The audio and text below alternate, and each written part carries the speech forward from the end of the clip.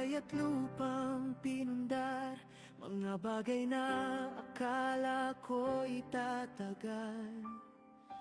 Ngunit habang lumilipas ang panahon, may katotohanang bumubulong.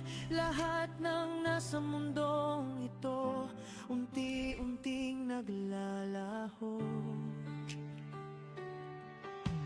Anong halaga ng lahat ng ito, kung iiwan ko rin balang araw? Ano ang mananatili kapag tapos ng paglalakbay? Kapag ang ginto ay Good morning! Pagkalipas ng 100 taon, kanino mapupunta ang lahat? Huwag ka pong aalis dyan, ako po ay magbabalik. inipon sa langit, hindi kailanman mawawala.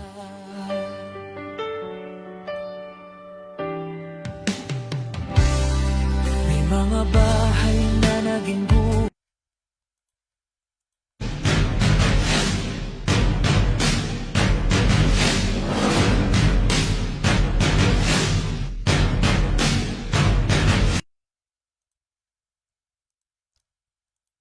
Good morning, magandang umaga. Ngayong araw ay araw ng Thursday, June 25, 2026. Are you ready? Pagkalipas ng 100 years or 100 taon, kanino na mapupunta ang lahat? Lahat ng bagay dito sa mundo. Okay? So, mga kaibigan, magandang umaga po. Huwag po kayong aalis dyan. Alam ko, yung iba ay naggagayak na. Magandang umaga po sa inyong lahat. Kayo po ay nakikinig sa Living Word Web Radio, the voice of inspiration across the airwaves. Ako po ang inyong lingkod, Pastor DJ Amordi. At isang mapagpalang umaga. Pagpapalang muli ang makasama kayo ng panibagong umaga na ipinagkaloob ng ating Panginoon. Nasaan ka man ngayon, maaaring ikaw ay nasa bahay, nasa trabaho, nasa biyahe, nasa ibang bansa bilang OFW o marahil ay nagkakape habang nakikinig. Dalangin ko na pagpalain ka ng Diyos sa pamamagitan ng mensaheng ito na ating pag-aaralan or pagbulay-bulayan. So ang ating paksa ngayong umaga ay isang tanong ng bihirang itanong ng mga tao. Ngunit napakahalagang pag-isipan. Pagkalipas ng 100 taon, kanino na mapupunta ang lahat? Ang lahat ng pinaghirapan natin. Ang bahay mo, ang lupa mo, ang sasakyan mo, ang negosyo mo, ang pera mo, ang mga bagay na buong buhay mong pinaghirapan. Kanino kaya mapupunta ang lahat? At higit sa lahat, ano ang mananatili kapag wala ka na rito sa mundo? Pakinggan ang isang awitin na kung saan ay pinaka team song ng ating topic or ating pagbulay-bulayan ngayon.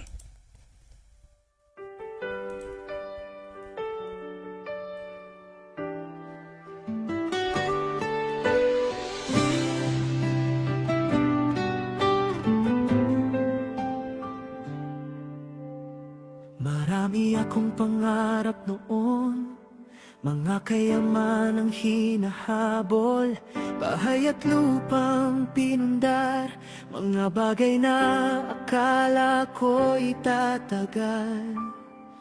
Ngunit habang lumilipas ang panahon, may katotohanang bumubulong. Lahat ng nasa mundong ito, unti-unting naglalaho. Anong halaga ng lahat ng ito, kung iiwan ko rin balang araw? Ano ang mananatili kapag tapos ng paglalakbay? Kapag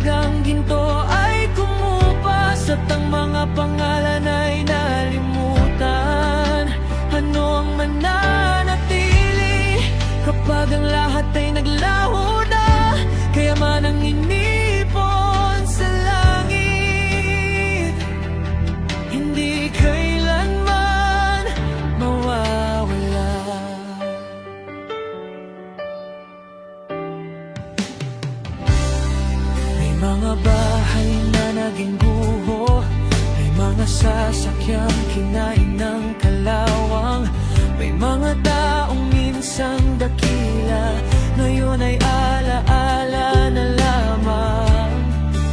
Ngunit ang pag-ibig para kay Isus at ang buhay na inalay sa Kanya ay hindi kailanman mawawala, mananatili magpakailanman.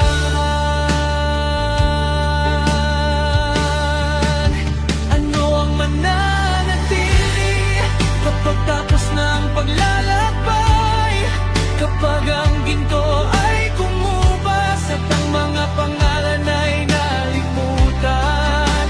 Ano ang mananatili kapag ang lahat ay naglaho na, kayamanang inipon sa langit, hindi kailanman mawawala?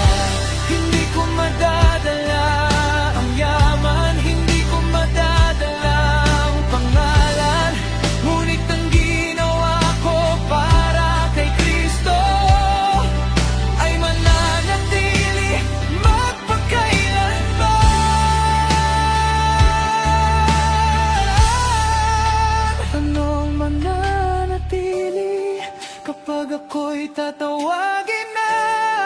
Hindi ang bahay o salapi, kundi ang pusong sumunod sa Kanya. Anong mananatili kapag lumipas ang 100 taon?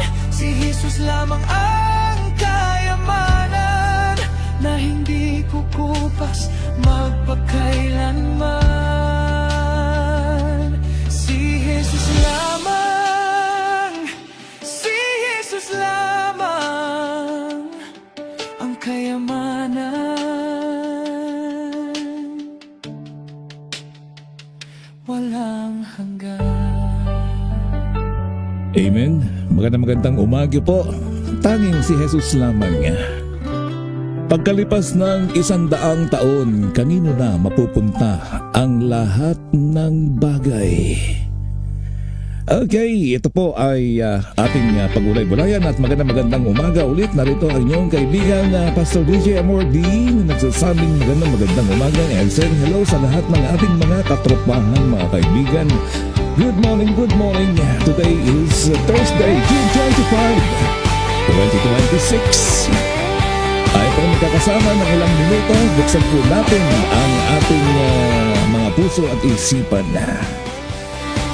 Ngayong araw ay pag-uusapan po natin, ating tatalakayin ang mga napaka-importante at napakahalaga na sa katotohanan ng buhay natin ay ito po ang katotohanan.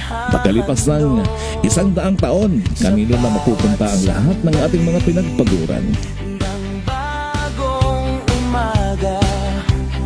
Katapatan mo'y aking ipahahayag. Ikaw ang dahilan ng aking pagbangon. Ikaw ang lakas ng aking paglilingkod. Pasasalamat sa Diyos pagkagising. Ay po ay magsama-samang magpasalamat sa panibagong araw na pinagkalob sa atin ng ating Diyos. And greetings po sa lahat dyan, magmula dyan sa Isabela, kay Nanay Lydia, and of course kay Edna. At sino ba yung mga nakalagad niyan? Okay, hindi ko makita yung aking monitor. Good morning, and of course Luzon, Visayas, Mindanao. At maging mga kaibigan natin sa Ibayong Dagat, Ma'am Caroline from Canada, Ma'am Alma from USA, and Irene, and of course dyan sa United Arab Emirates. Good morning kay Rudy, kay Roma,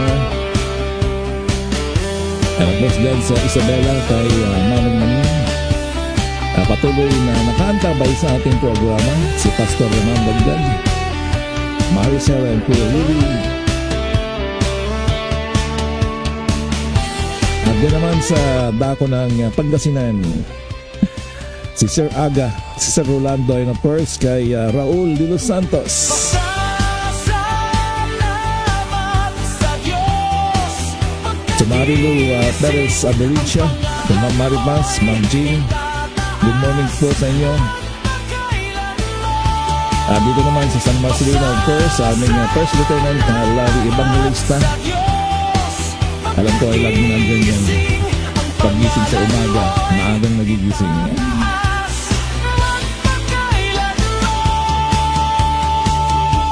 Kayo ay nakikinig sa Living Word Web Radio, the voice of inspiration across the airwaves. Kasama si DJ Amor, DJ.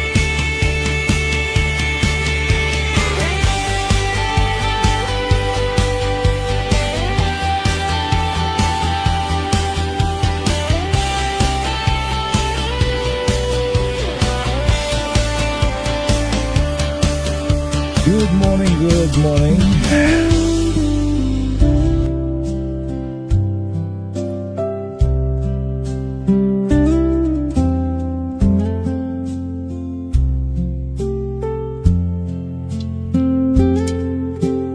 Magandang umaga po muli sa ating mga gili-giliw kong mga tagapakinig, mga minamahal kong kaibigan.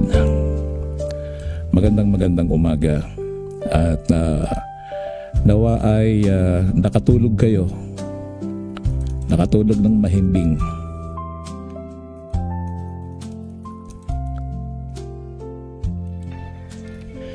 Ang ating pong pagbulay-bulayan ay isa pong napakahalaga na dapat po nating malaman, na dapat po nating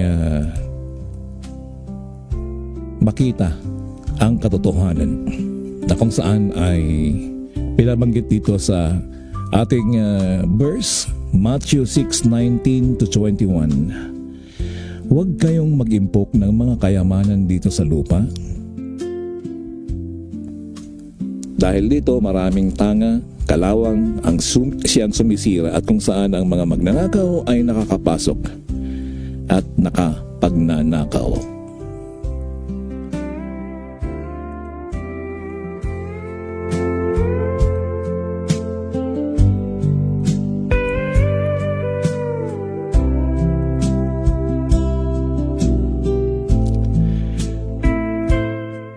Bago po tayo magsimula ay tayo po muna ay manalangin.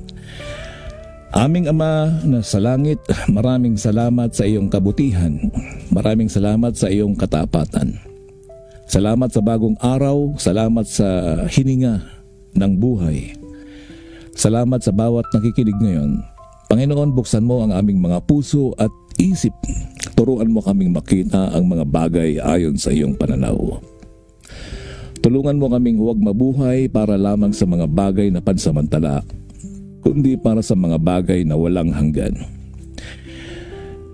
Dakilang Diyos, hinihiling namin ang banal na Espiritu, patawarin mo kami sa aming mga pagkukulang at pagkakasala sa iyo. Sa panimula ng aming bagong araw na ito ay ikaw ay aming winawagayway, aming itinataas. Patawarin mo kami sa aming mga pagkukulang at pagkakasala sa iyo. Maraming salamat, Ama, sa aking pangalan ni Jesus. Amen.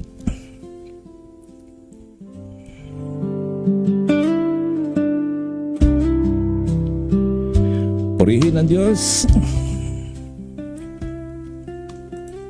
At muli nating itaas ang dakilang pangalan ng ating Panginoon.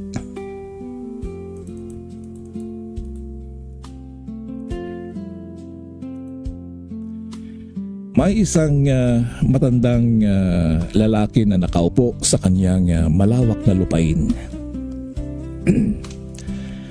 Habang nakatanaw siya sa kanyang mga sakahin o sakahan, sinabi niya sa kanyang apo, "Apo, nakita mo ba ang lahat ng mga ito?" "Opo, Lolo. Lahat ng ito ay pinaghirapan ko sa loob ng 50 taon. Tahimik lang ang kanyang apo at Pagkatapos ay nagtanong siya, "Lolo, kapag namatay po kayo, sino po ang magmamay-ari ng mga ito?" Biglang natahimik ang matanda. Dahil alam niyang tama ang tanong ng apo. Mga minamahal na kapatid, karamihan sa atin ay abalang-abala sa pagkuha ng mga bagay. Mas malaking bahay, mas magandang sasakyan, mas malaking kita o sahod, mas maraming ari-arian. Ngunit kakaunti lamang ang nag-iisip kung gaano katagal nila ito mapapakinabangan. Ang totoo, darating ang araw na iiwan natin lahat ng bagay dito sa lupa. At iyan ang katotohanang ayaw tanggapin ng marami.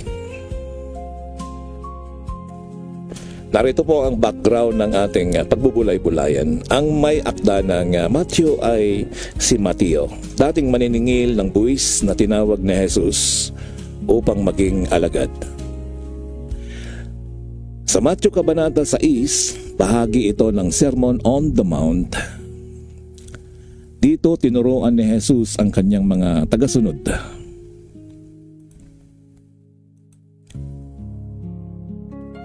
At ang kanyang mga tagasunod ay libo-libo dito sa Sermon on the Mount.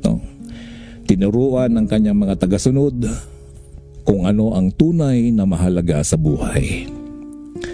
Hindi sinabi ni Jesus na masama ang magkaroon ng maraming pera. Yan po ang kailangan natin ngayon, pera. Kung wala kang pera, hindi ka makakagalaw. Wala kang pambili ng pagkain, wala kang pambili ng kahit man toothpaste, sabon, pagkain. Yan po ang pangunahing pangangailangan natin. Hindi niya sinabi na masama ang magnegosyo. Hindi masama na hindi niya sinabing huwag na kayong magtrabaho. Hindi niya sinabi na masama ang magkaroon ng bahay o lupa o alumang ari-arian, luxurious items, gold lace, kwentas, mamahaling relo. Ngunit malinaw ang kanyang sinabi na huwag ninyong gawing kayamanan ang mga bagay na nawawala rin. Mga kaibigan, mga kapatid, ito ang unang pangunahing mensahe. Ang lahat ng nasa mundo ay lilipas. At yan ay binanggit dito sa Matthew 6:19. Huwag kayong mag-impok ng mga kayamanan dito sa lupa. Yan po ang sinabi dito. Bakit? Dahil lahat ng bagay dito ay pansamantala. May mga sasakyan noong 1970, dekada 1970 na noon ay kinaiinggitan. Subalit ngayon, nasaan na sila ngayon? Nasaan na ang mga hinahangaan noong 1970? Kinalawang na. Maaring nandun na lang sa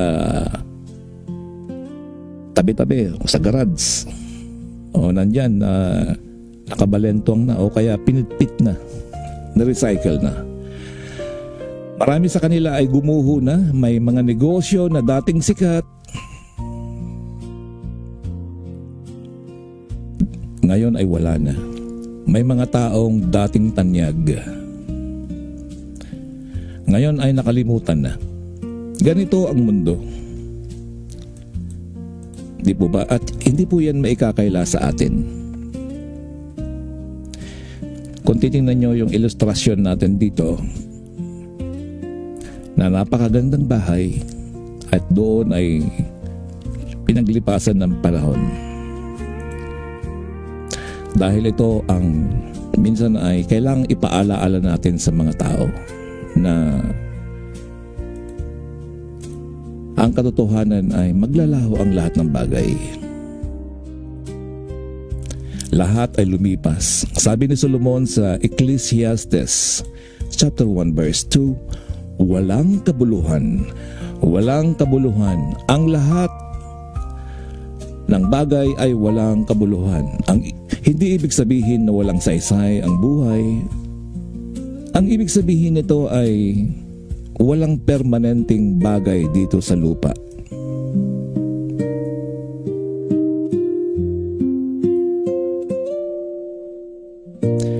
Ito, narito ang isang ilustrasyon. Pumunta po kayo sa sementeryo. Nanggaling ako nung nakaraan sa sementeryo. Basahin mo ang mga pangalan. May mga doktor doon, may mga politiko doon, may mga negosyante doon, may mga mayayaman. Ngunit pareho, no? Pare-pareho silang nakahimlay. Wala silang dala kahit na anong pera. Hindi nila nadala ang kanilang titulo. Hindi nila nadala ang kanilang posisyon. Lahat ay naiwan. Narito ang pangalawang puntos. Hindi mo madadala ang iyong kayamanan. Ang sabi doon sa 1 Timothy chapter 6 verse 7, sapagkat wala tayong dinala sa sanlibutan at wala rin tayong madadala sa ating paglabas o pagpanaw natin dito sa lupa. Sapagkat wala tayong dinala sa sanlibutan, wala rin tayong madadala palabas. Napakasimpleng katotohanan, pagkapanganak mo ay wala kang dala, pagkamatay mo wala ka ring dala. May nagsabi, never have you seen a hearse pulling a trailer full of possessions. Tama, dahil walang madadala. Kahit gaano kalaki ang iyong bank account, kahit gaano karaming bahay mayroon ka, darating ang araw na ibang tao na ang gagamit nito after or pagkatapos ng 100 taon. Ito ang isang ilustrasyon ulit. Isipin mo ang isang tao na buong buhay na nag-ipon. 70 taon siyang nagtrabaho. Ngunit isang araw tumigil ang kanyang puso. Tumigil ang kanyang hininga. Sa loob lamang ng ilang linggo, pinag-uusapan kung sino yung mga tagapagmana, kung paano natin hahatiin ang kanyang mga ari-arian. Ganito kabilis magbago ang lahat. Mga kaibigan, ito ang pangatlo, ang buhay ay maikli lamang. Life is very short. Totoo po yan. Ang sabi po sa Santiago 4:14, ang buhay ninyo ay parang hamog. Napakagandang larawan, no? Ang buhay niyo ay parang hamog. Alam niyo ba yung hamog? Di ba, ang hamog pagkabagong umaga, nandyan. O kaya merong ulap-ulap na sa bagong umaga. At yan ay maglalaho after few hours. Ganyan po inilarawan ang buhay natin na parang hamog. Ito ay napakagandang larawan. Lumabas ka ng maaga, makakakita ka ng hamog sa mga damuhan. Ngunit pagsikat ng araw, nawawala ito. Diyan po hinalintulad ang ating buhay. Mabilis. Minsan parang kailan lang na bata tayo. Parang kailan lang na tayo ay nagtatakbuhan, naglalaro ng piko, patintero. Parang hindi mo na iniisip na may katapusan. Subalit ngayon ay nagkakaedad na tayo. Ngayon may uban na. Puti na ang ating buhok.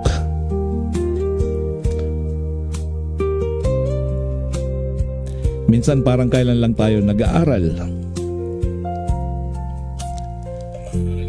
Ngayon ay may mga apo na tayo. May mga malalaki na, nagkatrabaho na yung mga apo. o yung mga pamangkin mo noon. May apo na, napakabilis. Kaya huwag nating sayangin ang buhay sa paghahabol lamang ng mga bagay na mawawala rin or chasing it. Maaaring sabihin niyo sa akin, paano yan, pastor? Kailangan talaga magtrabaho eh.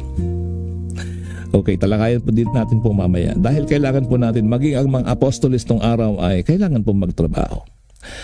Okay, in the meantime, nais ko po munang bumati. Maraming salamat mga minamahal na kaibigan, kapatid. Good morning, magandang umaga Pastor Amordi. Greetings coming from Jing Blanquera. Magandang umaga po dyan, ma'am, sa Dagupan, Pangasinan. And of course, and hello kay Kuya Raul de Los Santos. Good morning Pastor DJ Amordi. Magandang umaga. Si Kuya Raul ay kasama ko po yan noong ako ay nasa college yan sa Dagupan City, Malasiki, Pangasinan. Kumusta na kaya sila Ate Presi? And of course, and hello kay Ma'am Lerma Bahaladja. Hi Pastor, good morning sa iyo sa lahat ng nakikinig po sa live radio. And of course, greetings kay Pastor Manny Gadingan Nantes. Morning sir, God bless to your program. God bless you din po Pastor Manny. At kay Sir Aga, good morning. Watching from Calasiao, Pangasinan, si Sir Jake Fernandez or Rolando.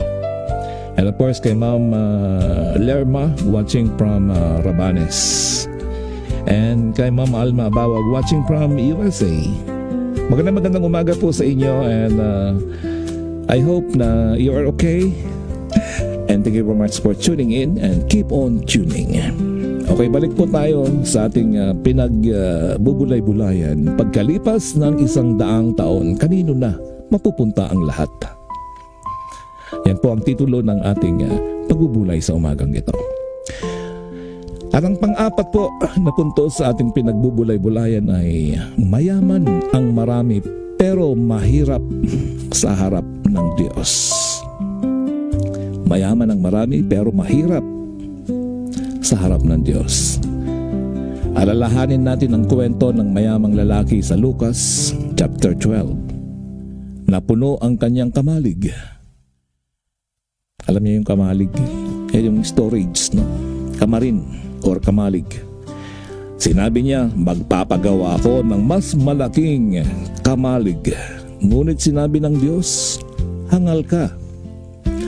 Ngayong gabi ay kukunin ang buhay mo. Hindi niya sinabing o hindi siya hinatulan na dahil mayaman siya. Hinatulan siya dahil sa inakala niyang ang kayamanan ang kanyang seguridad. Maraming tao ngayon ang nagtitiwala sa pera, sa negosyo, sa investments, sa lupa, sa connection. Ngunit ang lahat ng ito ay maaring mawala sa isang iglap. It's just a twinkling of an eye ay mawawala lahat. Sa mga nakaraang malalakas na lindol, sunog, dilubyo, sa isang iglap ay nangawala lahat ang mga pinaghirapan. Ang Diyos lamang po ang hindi nagbabago.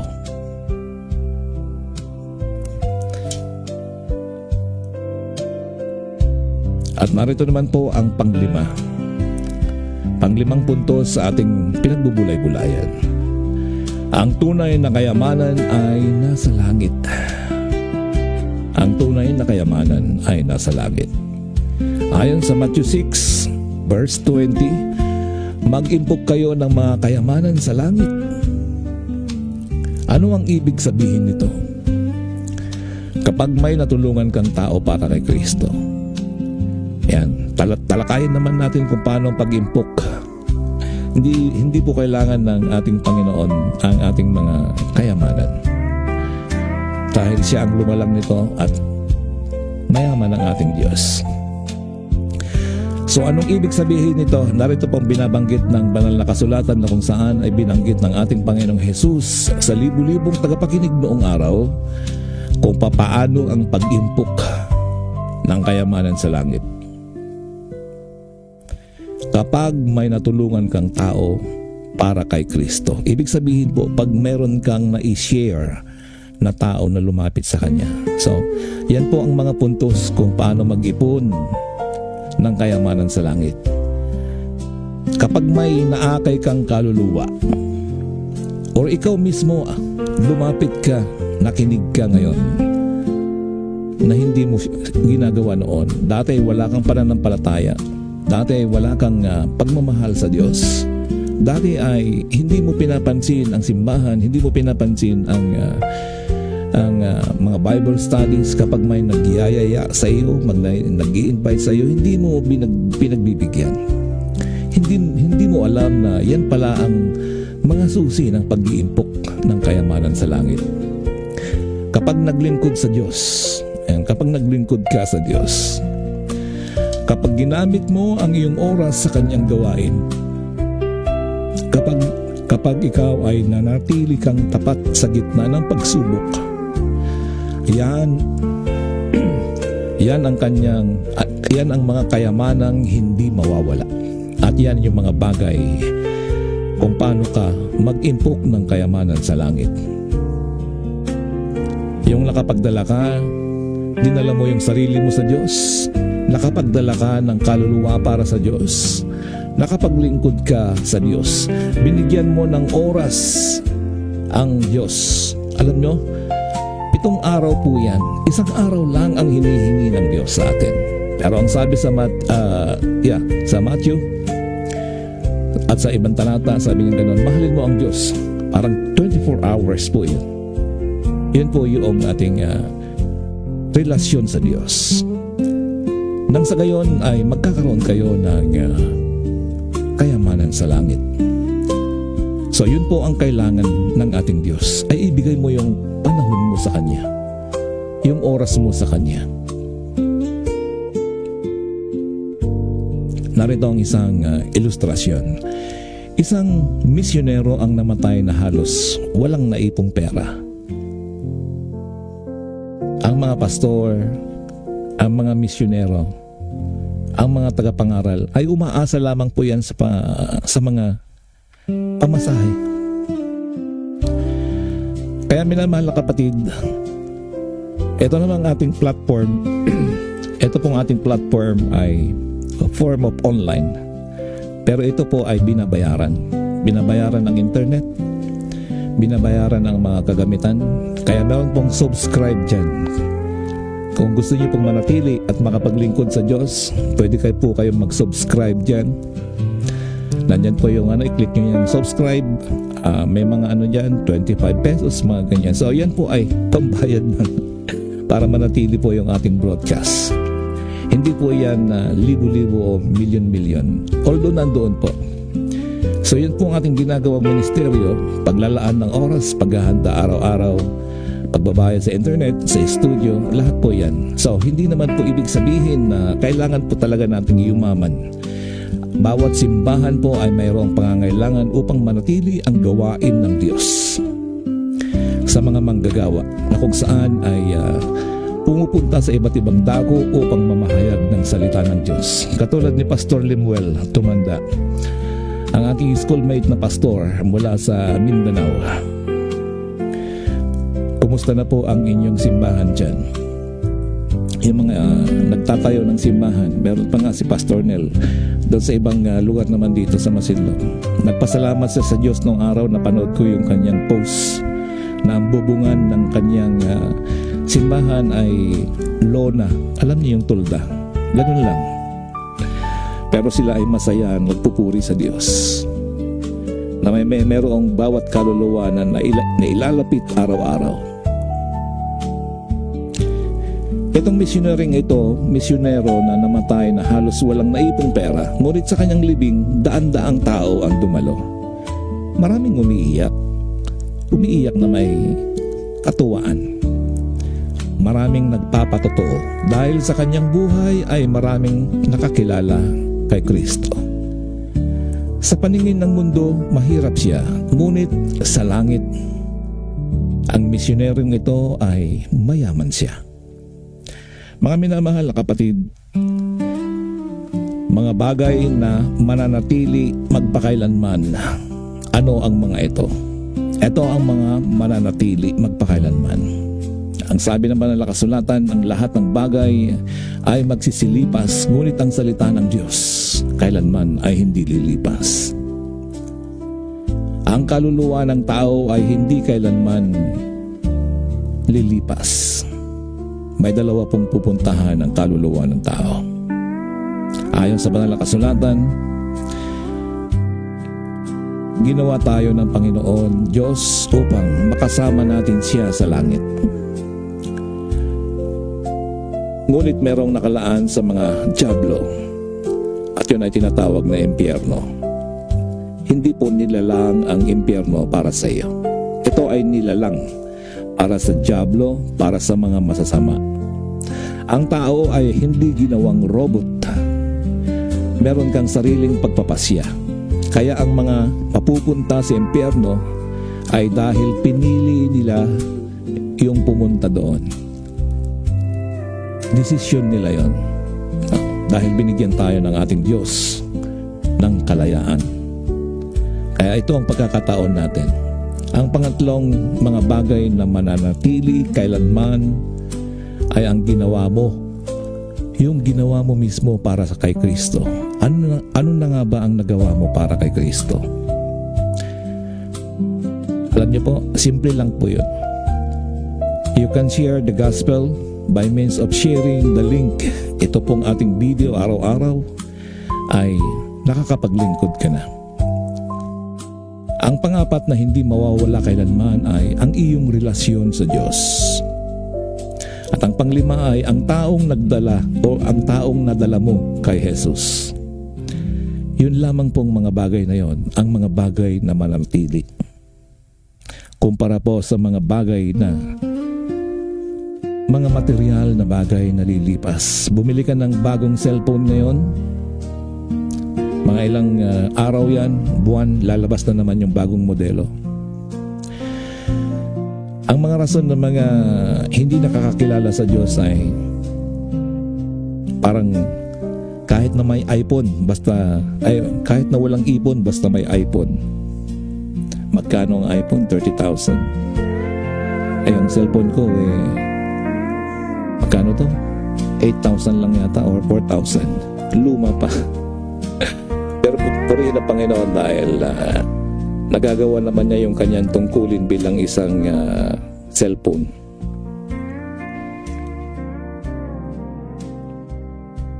Yan ang mga bagay na hindi mawawala kahit na matapos ang 100 taon. Mga minamahal na kaibigan at mga kapatid, pagkalipas ng 100 taon,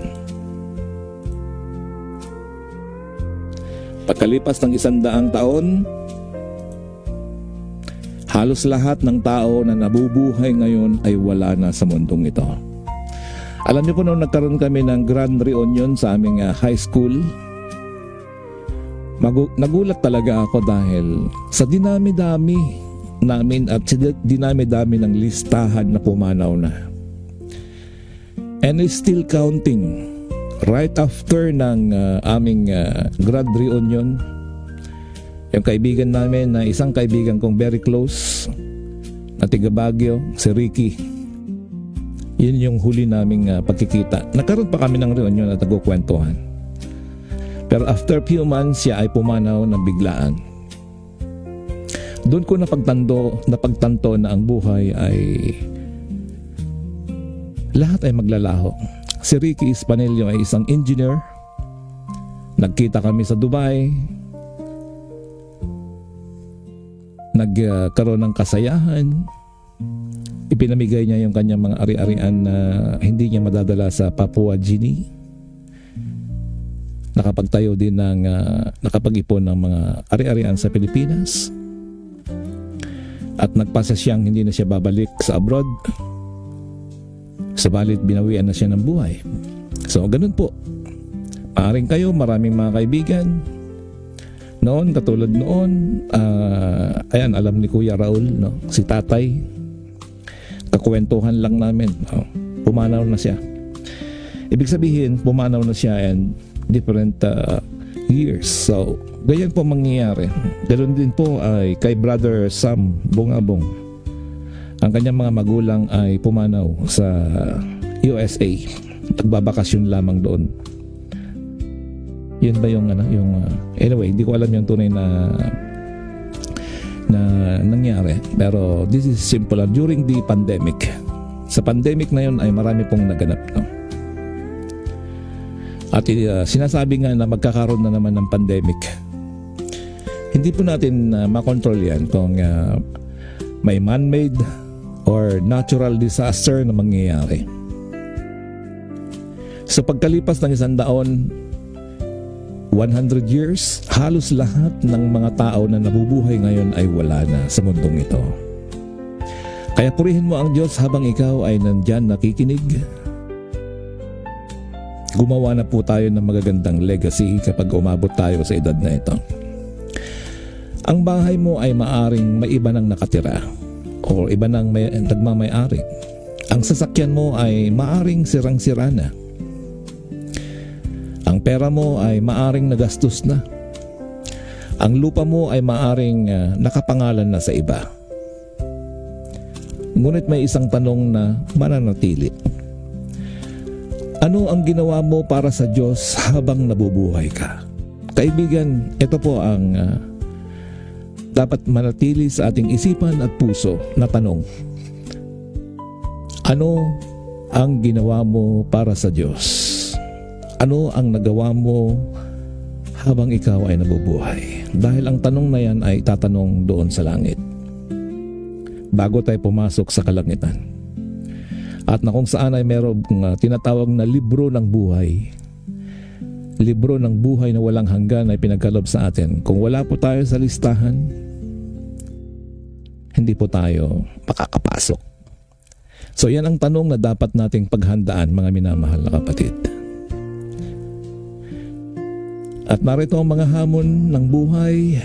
Kung bibigyan ka ng Diyos ng pagkakataong makita ang mundong pagkalipas ng 100 taon, ano kaya ang gusto mong maalaala tungkol sa iyong buhay?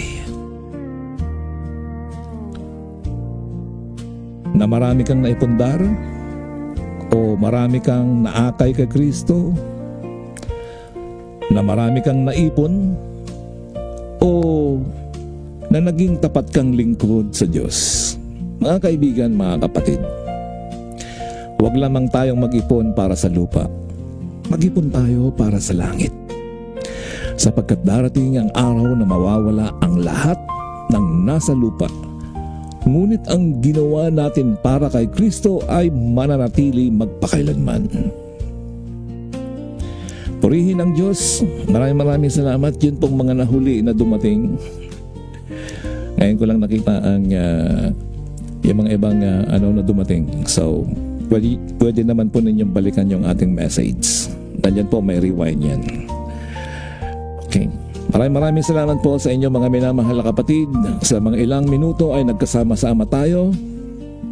Tayo muna ay manalangin bago po tayo magtapos. Balikan na lamang po ninyo. The greetings. Ayan, si Manong Maning, si Pastor Roman. Medyo nahuli ng konti. Si Ma'am Edna Sombrito, Ma'am Caroline, at yung mga iba pa. So, nasa pagtatapos na po tayo. Closing prayer na po. Maraming salamat, Dakilang Diyos. Salamat sa iyong mga salita, mga pagpapala na nagpapaalala sa amin na ang buhay ay maikli lamang at ang mga bagay sa mundo ay pansamantala. Tulungan mo kaming gamitin ang aming panahon, lakas, talento at mga pagpapala para sa iyong kaluwalhatian. Bigyan mo kami ng karunungan upang unahin ang mga bagay na walang hanggan. Naway matagpuan mo kaming tapat sa araw ng iyong pagbabalik. Ito ang aming panalangin sa tanging pangalan ni Jesus. Amen. Maraming salamat sa inyong pakikinig sa Living Word Web Radio. Ako po si Pastor DJ Amordi. At tandaan ninyo, pagkalipas ng 100 taon, Pagkalipas ng 100 taon, hindi mahalaga kung gaano karami ang iyong naipon. Ang mahalaga ay kung paano mo ginamit ang buhay na ipinagkatiwala ng Diyos sa iyo. God bless you, magandang umaga, at mabuhay ang ating Panginoon. Purihin ang Diyos. Maraming salamat, mga minamahal na kapatid. Sa kabutihan ng Diyos, tayo ay nagkasama-samang muli at nawa ay patnubayan tayo sa umagang ito. Thank you, Lord. Okay, praise the Lord.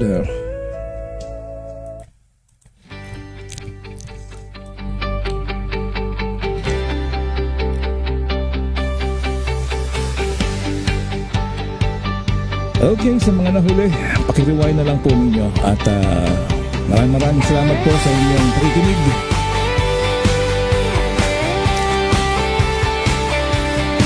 Maraming salamat sa mga nahuli. Tapos na po ang aming pagbibulay-bulay. Abangan po ulit bukas. Tayo magkasama-sama.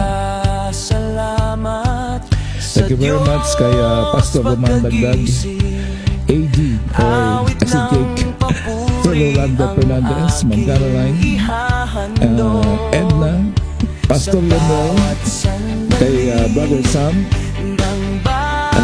Sister Jean Blanquera, at kay Sister Alma, Pastor Manny, kay Kuya Raul, Lorma, and Jean, at sa lahat ng mga nakikinig sa labas ng ating group chat. Maraming salamat po, and keep on tuning. You're listening live on the Living Word Web Radio, the voice of inspiration across the airwaves. I'm your pilot of the airwaves, Pastor DJ Amordi. Keep on tuning, mga kaibigan, at marami pa tayong pagsasama-samahan.